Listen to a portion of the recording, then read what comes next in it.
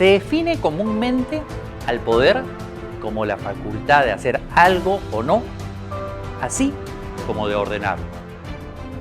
Dicho esto, veamos qué significa y abarca esta palabra cuando se desarrolla en las diferentes formas de gobierno. La monarquía.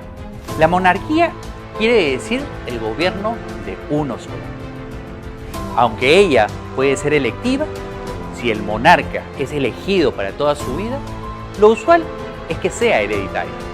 Menos de una cuarta parte de los estados soberanos del mundo tienen gobiernos monárquicos, siendo que en su mayoría la autoridad política del monarca solo es nominal o está ampliamente limitada por la Constitución o la ley. El poder real radica en otro lugar, usualmente en el Parlamento, mientras que el papel del rey es simbólico y ceremonial. Sin embargo, esto no siempre fue así. Durante una gran parte de la historia humana, la monarquía fue la forma dominante de gobierno.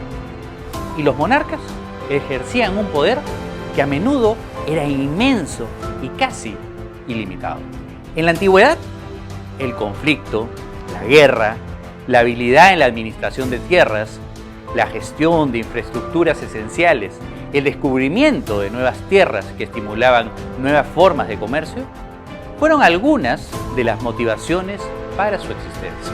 La centralización del poder alcanzó su punto álgido en el reinado del rey francés Luis XIV, que acabó personificando la noción de una monarquía absoluta. A él se le atribuye la frase famosa «L'État c'est moi», el Estado soy yo. El absolutismo tuvo un abrupto final en 1789, cuando la Revolución Francesa acabó con las pretensiones absolutistas de la dinastía Borbón en Francia. Hoy en día, las monarquías que han sobrevivido lo han hecho con la fórmula inglesa, es decir, se han adaptado a un sistema de gobierno donde el monarca reina, pero no gobierna. La tiranía. En 1940, Churchill, en el punto más crítico de la Segunda Guerra Mundial, denunció a la Alemania nazi de Hitler como una monstruosa tiranía que jamás ha sido superada en el lamentable y oscuro catálogo del crimen humano. La tiranía aparece en la influyente clasificación de Aristóteles respecto a los tipos de constitución política, que se basa en dos criterios: el número de personas que gobierna, uno, pocos o muchos, y el interés de quién gobierna, el propio o el común. En esa clasificación, la tiranía aparece como la versión corrupta o pervertida de la monarquía.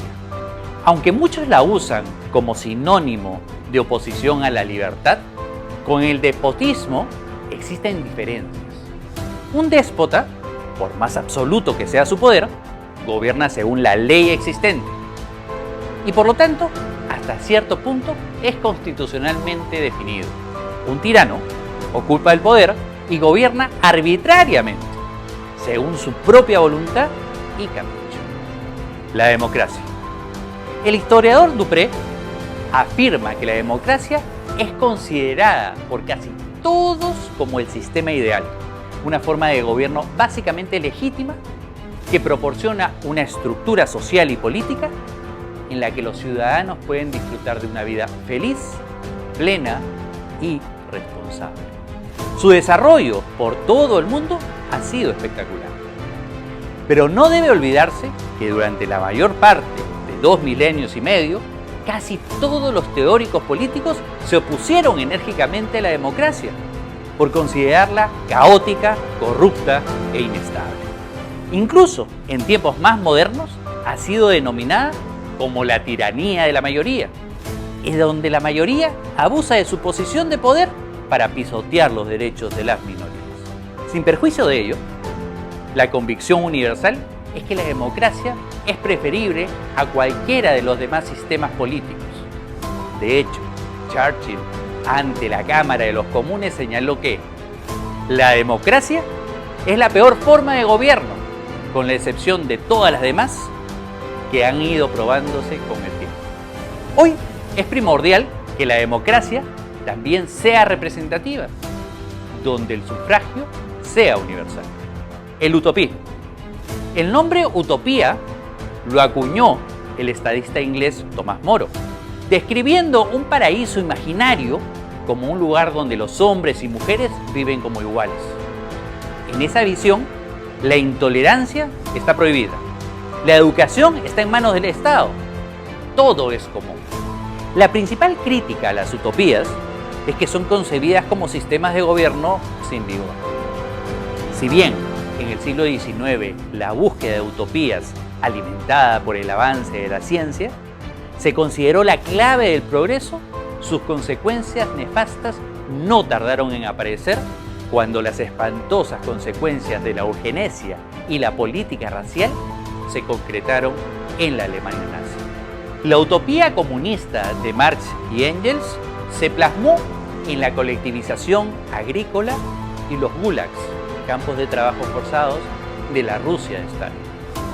Y el gran salto adelante retrocedió a la esterilidad y la censura opresivas de la revolución de Mao.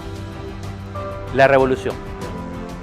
Para muchos como Marx, la revolución es definida como el derrocamiento por la fuerza de todo el orden social existente. Tal trastorno acarrea una transformación radical de un estado de cosas en otro. Quienes la sostienen necesitan previamente un viejo orden o un viejo régimen como punto de partida para la revolución, lo bastante incompetente e impopular como para provocar el descontento y la desafección que así se vuelve vulnerable a la actitud revolucionaria. Señalan sus defensores que la revolución, además, necesita no solo ser destructiva, sino que debe ser un proceso de transformación en alguna otra cosa, un proceso que no solo barre lo viejo, sino que lo sustituye con algo nuevo y supuestamente mejor. Es la promesa de un nuevo principio. La Revolución Francesa, sustentada en los pilares del racionalismo de la Ilustración, fue la primera revolución genuinamente laica, planteada contra un sistema de monarquía absoluta y dominio eclesiástico que había perdurado durante cientos de años. Frente a esta visión positiva de la revolución como fuerza progresista que produce cambio permanente, siempre existió una concepción más sombría y pesimista. George Bernard Shaw en 1903 manifestó: las revoluciones nunca han aligerado la carga de la tiranía, solo la han cambiado de hombros.